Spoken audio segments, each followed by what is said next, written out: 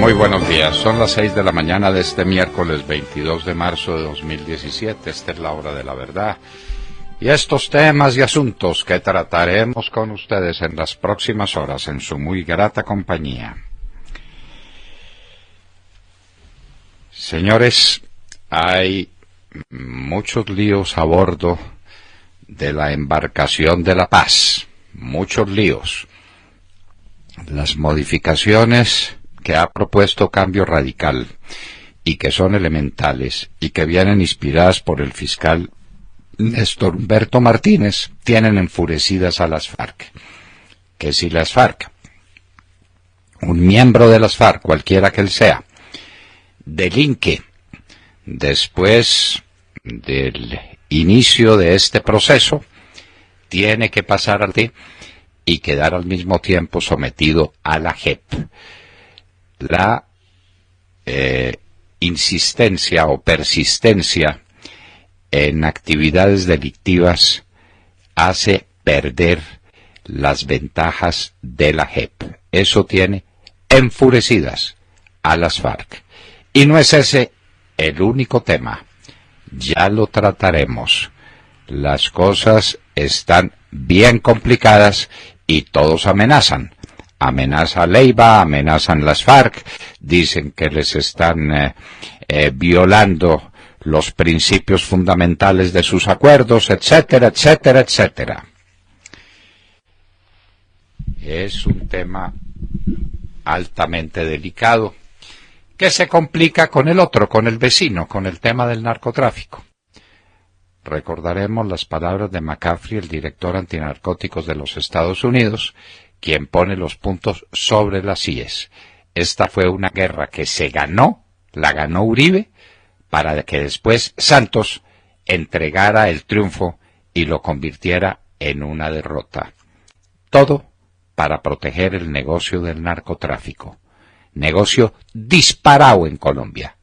Nadie habla de las fortunas enormes, gigantescas, que se están amasando por el narcotráfico. Nadie. Todo el mundo guarda silencio. Todo el mundo tiene miedo de decir la verdad.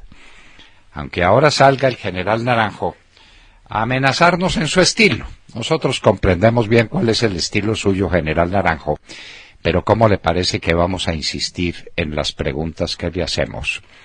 En lo que usted hizo el día de la toma al Palacio de Justicia, mejor lo que dejó de hacer, permitiendo que acribillaran a balazos a sus protegidos.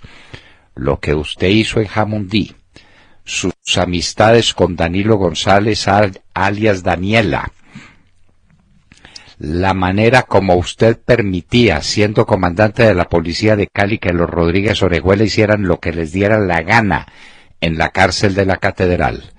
A usted lo pueden elegir vicepresidente, pero miedo no le tenemos, general Naranjo. El país necesita la verdad sobre personajes como usted. El artículo 109 de la Constitución Nacional. El camino para salir de Santos, señores. Si se comprueba que Santos se extralimitó en los topes fijados como gastos máximos, los topes de la campaña electoral del 2014, pierde su cargo. Hay que destituir a Santos porque sobrepasó los topes. Fiscal Néstor Humberto Martínez, cumpla su deber. El $1.000.000 que le entró a la campaña desde Panamá, desde Propaganda Sancho, la plata que le entró de Interbolsa, la plata que le entró del señor Mugravi aquí, y cuánto dinero más. Esto es una podredumbre completa y Santos debe perder su cargo y vamos a marchar por eso.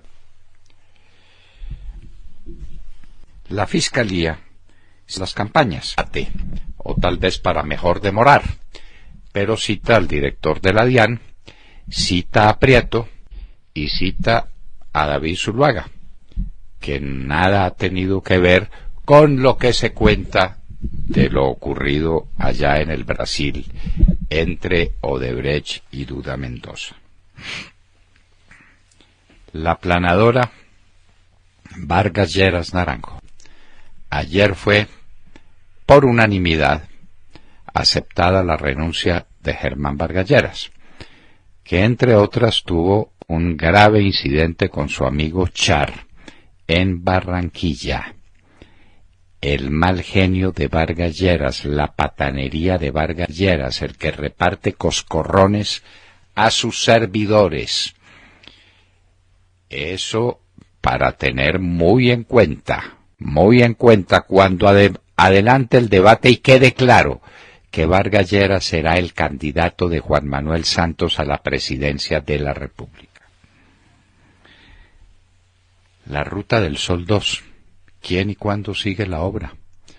Cuando la obra se paró por el descubrimiento que sacudió al mundo y que no se hizo propiamente por los avances de la Fiscalía colombiana, sino por las revelaciones que vinieron desde los Estados Unidos, se dijo que no iba a pasar nada con la Ruta del Sol. Salió el ministrico de Obras Públicas de Transporte a decir inmediatamente que eso no habría problema ninguno. Y salió inclusive una sentencia del Tribunal de Cundinamarca diciendo que tenía que suspenderse inmediatamente la obra, pero que el ministerio la continuaría mientras se hacía la licitación. La obra está completamente parada, la gente está indignada en toda la región, le deben los salarios a los trabajadores, le deben los arrendamientos a quienes han entregado bienes en arrendamiento. La situación es crítica. Y a propósito de desastres, hoy se inaugura el deprimido de la 94 y lo van a celebrar. Aquí celebran un velorio. Una obra que iba a tomar año y medio, tomó 8 años. Que iba a valer un poco más de 40.000 millones de pesos, valió 4 veces lo presupuestado. Y hay que celebrarlo. Salud, alcalde Peñalosa. Por lo menos corte una cinta en alguna parte, así sea, sobre la mayor vergüenza en obra pública que ha tenido el país en su historia. Celebre esa vergüenza, alcalde. Las visitas de Prieto, Ñoño Elías y Ciro Rodríguez a la ANI. Y Andrade ahí. Tiene razón quien dijo que en cualquier país del mundo el señor Andrade ya había sido destituido si no hubiera presentado renuncia. Pero ¿por qué no presenta renuncia y por qué no lo destituyen? Porque sabe demasiado. Aquí saber demasiado es una garantía de continuidad y de buen trato, y Andrade lo sabe todo sobre esos contraticos de las ministras, sobre el puerto de Gamarra, sobre la carretera, sobre las adiciones, sobre muchas cosas. Este hombre es una caja como la de Pandora. El día que se abra, las cosas que van a salir de ahí. Los panaderos en Venezuela hoy, como los de Milán hace 4 siglos. Aquí estábamos recordando la obra de Manzoni y los novios sobre la Milán de 1617 y cómo la gente se enfureció y cómo la pasaron de mal los panaderos, que no podían hacer nada porque no tenían harina, y los que tenían la harina no podían trabajaban con la harina, no podían hacer nada porque no tenían el trigo. Lo mismo está pasando en Venezuela. Iracundo, Maduro contra los panaderos. ¿Y dónde está la harina? ¿Y dónde está el trigo? Siguen sembrando minas en Antioquia, Arauca, Nariño, Cauca y Santander. Aprobada que sea la reforma a los acuerdos de las FARC, en el sentido en que la reincidencia elimina inmediatamente la jurisdicción de la Justicia Especial para la Paz. Todos estos que están sembrando minas después del mes de diciembre del año pasado, del día 0, pierden la Jurisdicción Especial para la Paz. No faltaba más. Electricaribe. Señores, el resumen es sencillísimo. Si la gente no paga la energía, y entendemos por la gente todos los que están en mora, en una mora fabulosa con Electricaribe, y entendemos a las entidades públicas que tampoco le pagan a Electricaribe. Si no hay pago, no hay energía. Y no porque Electricaribe sea esto o aquello. Es que el pago del servicio público es una condición para la existencia del servicio público mismo. Y resulta que por una mala cultura, hágame el favor, para lo que se utiliza la palabra, en la costa atlántica la gente resolvió no pagar las facturas de energía. 1.200.000.000.000 de pesos es la cartera de Electricaribe a más de 180 días. Así ni Electricaribe ni nadie puede darle la energía que la costa atlántica se merece. Revolcón en la policía. La habrán visto ustedes, nuevos policías, no sé cuántos en una parte, no sé cuántos en la otra, generalmente en el campo. Son los de las FARC que van a entrar a la policía. Esto es lo que va a manejar Naranjo y esto es lo que le molesta que se diga. Y por eso el tono antisonante, agresivo y amenazante con que se refiere a la oposición. Tomamos nota, pero díganos si es verdad o no, general Naranjo, que este revolcón en la policía es para llenar la policía de guerrilleros de las FARC. Estados Unidos contra la globalización y por el proteccionismo. 30 años perdidos. El proteccionismo es un desastre porque es el aniquilamiento de todo el proceso de la libertad de comercio, de la productividad como elemento fundamental en la competitividad y como elemento fundamental para proteger a los consumidores del mundo y para darle ventaja a los que son más eficientes. Los Estados Unidos están regresando al proteccionismo con Trump y todo el mundo va a caer en la tentación del proteccionismo. 30 años perdidos en la defensa de el libre comercio. Gigantesco lío con la carne adulterada que exporta Brasil. Es un personaje muy pequeño, dicen ellos. ¿Y quién compra la carne sabiendo que un porcentaje pequeño de esa carne está envenenado y puede matar a la gente? El problema del Brasil es gravísimo. Los empleos, la riqueza brasileña asociada a la producción de carne es inmensa. Uno tiene la idea de que el productor de carne en América Latina es la Argentina. Pues bien, Brasil es más grande exportador de carne que la Argentina. Se cumplen 50 años de la expedición del Decreto 444 de 1967.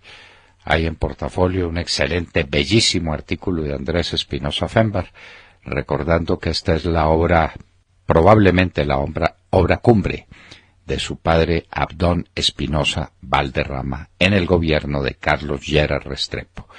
El decreto 444 de 1967 salvó el país de una crisis cambiaria sin precedentes. El país se salvó gracias a la obra de Lleras y de Espinosa Valderrama en momentos críticos. Y esas líneas maestras estuvieron vigentes durante 25 años. La interceptación telefónica del FBI a la Torre Trump, sí la hubo, pero ahora dicen que solo hasta el 2013 y que la hubo para vigilar a unos rusos que estaban haciendo cosas indebidas y fueron luego puestos en prisión. Eso a propósito de las denuncias que ha hecho Trump sobre la interceptación telefónica a teléfonos de su campaña.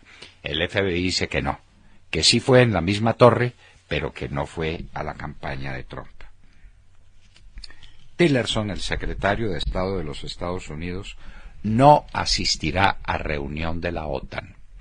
Se queda en Mar-a-Lago, la suntuosa residencia que tiene Trump en Palm Beach, para recibir al premier chino y con algún otro pretexto, pero no va a la reunión de la OTAN en abril. Pregunta: ¿qué vale la OTAN sin los Estados Unidos? ¿Qué vale esa reunión que se hará en abril? Twitter eliminó 376.890 cuentas por terrorismo en el segundo semestre del año 2016. Solemnes, concurridas, bellísimas las honras fúnebres al ex líder del IRA, Martin McGuinner, quien sí hizo la paz de verdad, sin que le dieran a cambio la Constitución, sin que le entregaran la Gran Bretaña entera. Copartidarios y adversarios concurrieron al funeral. Según la última encuesta de Gallup en los Estados Unidos, Trump solo tiene el 37% de aprobación. Santos, hoy en Jan Haas, hoy hay encuesta de Jan Haas, que vale la pena mirarla y vale la pena comentarla, por su continuidad, por su seriedad, por la coincidencia de los elementos fundamentales con los que se trabaja semana por semana. Santos tiene el 20%. No saben qué hacer con Trump porque solo tiene el 37%. Santos tiene más o menos la mitad, pero su gobierno tiene mucho menos que eso. El desprestigio del gobierno de Santos no tiene antecedentes, como nunca antes. Abierta al público la tumba de Jesús en la iglesia del Santo Sepulcro en Jerusalén, por primera vez en siglos. Y en un día como hoy, en el año de 1832, murió el Júpiter de Weimar, John Wolfgang Goethe, filósofo, poeta, filósofo que nunca quiso ser filósofo, poeta, pensador, a horcajadas entre el clasicismo del que fue el exponente más claro y el romanticismo del cual es antecedente necesario. Goethe, uno de los más grandes de la literatura y del pensamiento en todos los tiempos, murió en un día como hoy, en el año de 1832. De todo esto y de mucho más hablaremos con ustedes en las próximas horas, desde aquí, desde la hora de la verdad. Muy buenos días. Hablando hoy de Amnistía Internacional, porque dice Amnistía Internacional que el conflicto colombiano está tan vivo como siempre y que pese al acuerdo de paz, cientos de miles de personas en todo el país aún no han visto la diferencia desde que se firmó esa paz. Lo dijo Erika Guevara Rosas, la directora de Amnistía Internacional para las Américas, en un comunicado, y dijo también que esa violencia se debe a un aumento de las actividades paramilitares, señalando en concreto a las autodefensas gaitanistas de Colombia, a quien atribuye más de 300 asesinatos en San Juan de Apartado. Amnistía Internacional criticó al gobierno por negar la existencia de la violencia que vive el país y del papel del paramilitarismo. Y finalizó el comunicado diciendo estas palabras: es hora de que las autoridades colombianas enfrenten la realidad al reconocer que el conflicto todavía está haciendo estragos en la vida de cientos de personas vulnerables. Entre más se retrasen las acciones, más vidas se van a perder. Y tiene razón Amnistía Internacional en su reclamo, pero yo sí creo que se equivoca en el diagnóstico. Colombia sigue sumida en la violencia. Lo vemos todos los días con las noticias que nos llegan, pero también lo vemos con la percepción de inseguridad que cada día es más alta, ¿no?, por parte de los ciudadanos. E incluso es mucho peor tras el acuerdo de paz, porque el negocio del narcotráfico no solo está más vivo que nunca, sino que vive su mejor momento. La violencia de la que habla Amnistía Internacional es sencillamente, para mí, no sé qué piensan ustedes, una guerra de narcos arrasando con todo lo que encuentran a su paso. Si Amnistía Internacional quiere ponerle brazalete para justificar el negocio del narcotráfico, está bien, ¿no? Pero no se puede tapar el problema con un simple brazalete. A Colombia se le creció el problema del narcotráfico y la violencia está arrasando con todo. Pregunto, ¿cuándo será que Amnistía Internacional hace un análisis serio, profundo e imparcial? Aunque yo sé que eso de imparcial es difícil, ¿no? Es muy difícil, Montserrat, y Amnistía Internacional en esto no es imparcial en absoluto. Tiene una obsesión con el paramilitarismo como si el paramilitarismo existiera. Lo paramilitar serían los auxiliares, ayudantes, cooperadores de los militares, como los paramédicos son los que auxilian a los médicos. Las personas que trabajan decisivamente en los laboratorios, las enfermeras, los asistentes de los médicos en general, esos serían los paramilitares, y eso no existe. Eso no existe. ¿Qué es lo que existe? Narcotráfico. Que se llamen Bacrim, que se llamen los pelusos, que los pueden poner como quiera. Aclaremos que ese es el negocio de las FARC, ¿no? El narcotráfico. Pero desde luego. Que también Amnistía Internacional debía tenerlo en cuenta. Sí. Claro, los capitanes del negocio son las FARC. Y lo siguen siendo. Y siguen disfrutando el negocio y cada vez más. Porque el negocio se multiplicó por 4 en la época de Santos. De 40 y algo mil hectáreas sembradas que dejó el presidente Uribe al terminar su gobierno, estamos en 188.000 a diciembre del 2016 y siguen sembrando coca todos los días. Y ahí está el conflicto, ahí está la violencia, ahí está la descomposición del país, ahí está la inseguridad a todos los niveles. Amnesty International tiene claro el hecho final. La violencia, que las cosas no han cambiado para la gente, tiene equivocado, como usted lo dijo muy bien, el diagnóstico. Eso no se debe a paramilitarismo, sino a narcotráfico, cuyos capitanes son estos bandidos de las FARC. William Calderón. Doctor Londoño, buenos días Colombia. Gracias por invitarnos a sus hogares y a sus vehículos. Hoy es miércoles 22 de marzo del año 17, son las 6:30 de la mañana. La rabia populista está destruyendo la institucionalidad. Así empezó a mostrar las garras el ex mejor policía del mundo, cuando en reunión con los conservadores mermelados lanzó su primera monserga. Sin mencionar a nadie, como suele hacerlo, dijo: esta rabia populista de algunos líderes políticos está destruyendo la institucionalidad. Por tanto, mi llamado a que la rabia y el populismo político, lejos de destruir la institucionalidad, se transformen en potencias creativas de innovación y de entendimiento para que los colombianos superemos los desafíos de hoy.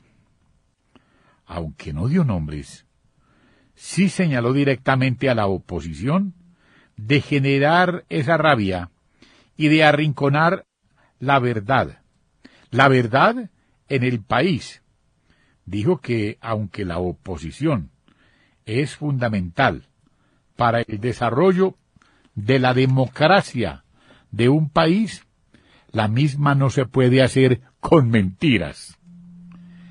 En 8 días, el Congreso en pleno decidirá quién será el próximo vicepresidente de la República.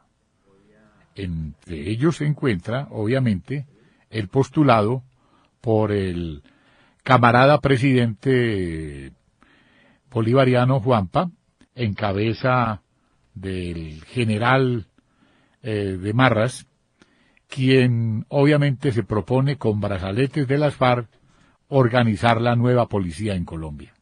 Bienvenidos pues, doctor Londoño, al estado policivo del generalísimo Naranjo. No seamos ingenuos, William.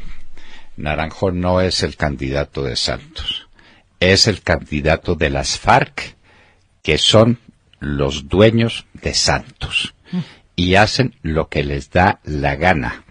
Y saben que con este hombre de vicepresidente entran al reino de los cielos. Porque obviamente le van a exigir a Santos que le deje todo el manejo del posconflicto al vicepresidente. ¿Qué va a hacer Rafael Pardo? Nada, ese lo mandan para la casa, le pegan una patada y le dicen váyase para la casa. El hombre del posconflicto va a ser Naranjo. Y ya está hablando de las mentiras. A ver, ¿de cuáles mentiras? Ya, Pero María. si usted tiene la respuesta. ¿Qué hizo usted en noviembre del año 85 para proteger a sus protegidos de la Corte Suprema de Justicia? ¿Qué hizo usted en Jamundí y por qué mandó 10 hombres de la policía armados con armas largas, sin uniforme adecuado, sin preparación, a hacer qué torcido allá en Potrerito, Jamundí? ¿Cómo eran sus amistades con Danilo, a quien en el AMPA llamaban Daniela, jefe del cartel de Cali, del norte del Valle, a quien usted fue a llorar a su entierro? General Naranjo, tenemos unas cuantas preguntas para hacerle. Hay muchos que quieren saber sobre sus relaciones con Jabón, entre otras, la DEA. La DEA, sí, donde usted tiene tantos amigos. Sí, señor. Allá en la DEA quieren saber de sus andanzas con Jabón. Elegir un presidente de la República comprometido, por lo menos en su imagen, en su reputación con el narcotráfico, es lo peor que puede hacer Colombia. Pues eso es lo que va a hacer Colombia. Santiago Castro. Doctor Londoño, muy buenos días y muy buenos días para todos nuestros oyentes y para los compañeros aquí en la mesa. Diferentes sectores de la academia han reaccionado a la propuesta del gobierno de hacer uso por una sola vez de al menos 1,3 billones de pesos de regalías para la construcción y mantenimiento de vías terciarias, pues se trataría de recursos cuya destinación tiene que ser el desarrollo de ciencia, tecnología e innovación. Sin embargo, el manejo de estos recursos sigue generando escándalos y suelen quedar consignados billones de pesos que no logran ejecutarse por falta de proyectos que no cumplen los requisitos mínimos. Llama por eso la atención, doctor Londoño, la denuncia que hace la Contraloría General de la República sobre el destino que tienen actualmente muchos de los recursos que sí se ejecutan. Desde bibliotecas que incluyen libros que nada tienen que ver con el objeto original del contrato en el Bichada, hasta un asadero de pollos y un spa en la ciudad de Popayán, son proyectos que han recibido importantísimos aportes del Fondo de Regalías. Mientras tanto, las universidades, tanto públicas como privadas, se baten para tratar de mantener un nivel mínimo de investigación, que igual sigue estando muy por debajo de los estándares internacionales. Todos deberíamos exigir transparencia en el uso de las regalías y evitar que su destinación sea la implementación del acuerdo con las FARC, pues las vías terciarias que anuncia el gobierno serán sin duda para conectar esas zonas veredales de transición. Por otra parte, la banca de inversión Incorbank, doctor Londoño, valoró los activos de la sociedad Frigoríficos Ganaderos Friogan en 218.000 millones de pesos. En el informe que se presenta, queda claro que la sociedad es viable operacionalmente y, por lo tanto, desmiente las acusaciones que se han hecho especialmente por parte del gobierno nacional, que le quitó a la Federación Nacional de Ganaderos la administración de los recursos del Fondo Nacional del Ganado, que hoy es el principal accionista de Friogan con el 78% de la participación. José Félix Laforí, presidente de Fedegan, asegura que queda demostrado que Friogan no solo era viable, como lo dice la banca, sino que su patrimonio es grande para mantener sus obligaciones. La persecución del gobierno, doctor Londoño, a todo gremio que lo critique o que se oponga a sus políticas, ha quedado en evidencia. Prosperidad para todos. Todo gremio. ¿Cuál gremio queda? Fedegan. Fedegan. Mire usted que la SAC pudo tener un hombre independiente, un hombre de inmensas condiciones, conocedor a fondo de todos los temas internacionales, especialmente en lo que se refiere a la política agrícola, como Andrés Espinosa, y eligió otro sirviente. Eligió al señor Bedoya, que es otro sirviente de Santos. Entonces, es que se toman el país entero. O sea, así pues como tienen al presidente de la ANDI que conocemos, FENALCO es una entidad respetable e independiente. Hay que destacarlo. Pero ahí van cayendo todos en manos de Santos. Entonces no hay crítica, entonces no hay análisis, entonces sencillamente no hay país. Y cuando alguien pregunta, se opone, discute, eso lo llaman populismo, ¿qué?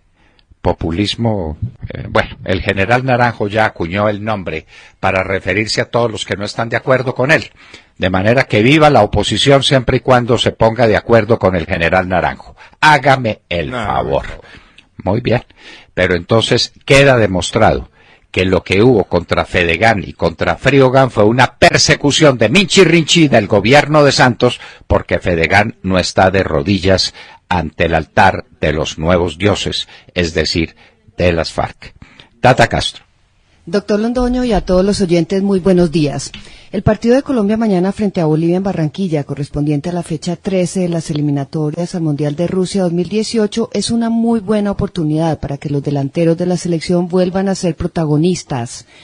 Desde el 29 de marzo de 2016, oigan bien, 2016, hace un año, los atacantes colombianos no saben lo que es marcar un gol por eliminatorias mundialistas. Carlos Vaca anotó en esa fecha 2 a Ecuador en el triunfo de Colombia 3-1. Precisamente sobre ese tema habla ayer uno de los delanteros de la selección. Muriel se refirió a la sequía goleadora que viven los delanteros colombianos a pesar del buen momento que cada uno atraviesa con sus respectivos clubes. Esto fue lo que dijo, abro comillas.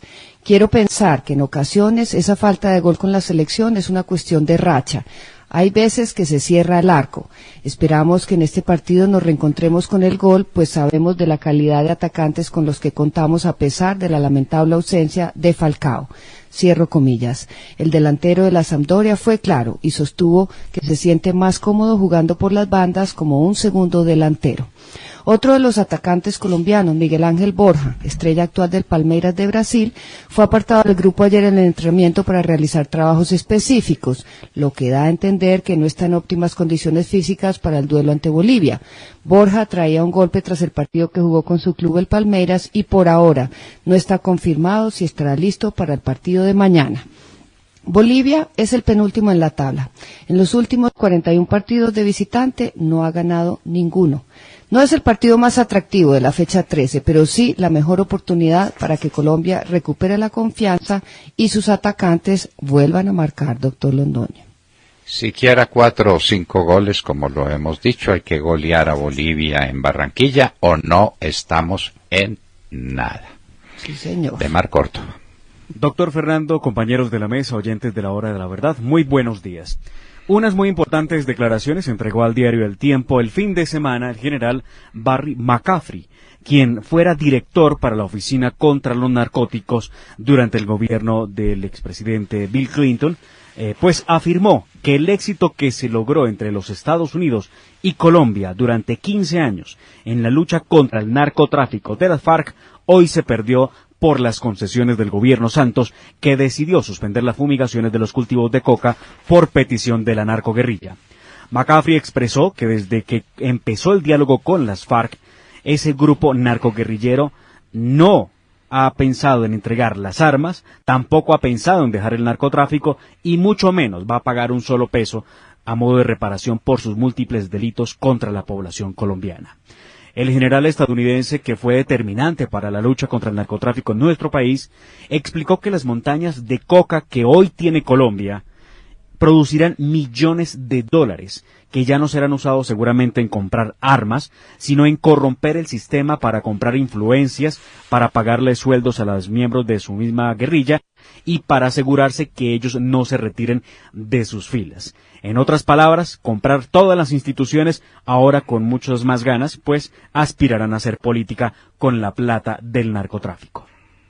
Dijo el general McCarthy que no se puede ir arrancando matas a pie y a sabiendas de que los cultivos van a ser defendidos a muerte por las organizaciones criminales de las que hace parte, por supuesto, las FARC, como el jefe supremo del narcotráfico en la zona americana. Cuando el periodista argumentó al general McCaffrey que el glifosato era cancerígeno, respondió lo siguiente el general: eso es una patraña, pues el mismo herbicida se usa para fines agrícolas y no hay estudios científicos que demuestren los daños que en Colombia argumentaron. Y quiero terminar esta noticia que presento hoy con esta frase del general McCaffrey, que bien vendría y bien les vendría a escuchar a los amigos de la paz con las FARC y al gobierno de turno. Abro comillas: mi opinión es que los militares y policías tenían arrodilladas a las FARC y no estaban lejos de derrotarlas. En la historia de la diplomacia, nadie entregó en la mesa de negociación algo que ganó en el campo de batalla. Cierro comillas. Bueno, en la historia de la diplomacia hasta ahora, pero eso no fue diplomacia, esa fue simplemente una traición a Colombia, una traición al ejército colombiano, una traición al país entero. Eso fue lo que hizo Juan Manuel Santos en La Habana con el general Naranjo, quien va a ser su vicepresidente, tal para cual, ambos obviamente con la bendición de las FARC y con la bendición del narcotráfico. McCaffrey tiene razón. La batalla contra el narcotráfico estaba a punto de ganarse en Colombia, que es lo que nos importa. Santos lo entregó todo y en lugar de 40.000 hectáreas de coca tenemos 200.000. 4 veces más, cuando menos. 4 veces más de inseguridad, de enriquecimiento ilícito, de contrabando, de corrupción en Colombia y de violencia. Perdimos en esa mesa de negociaciones en La Habana con el señor de la calle a la cabeza, perdimos lo que se había ganado en años de lucha para rendir a este enemigo que como las culebras estaba arrastrándose por el monte y como las ratas habían saltado del barco y se habían ido hace rato para Venezuela o para el Ecuador.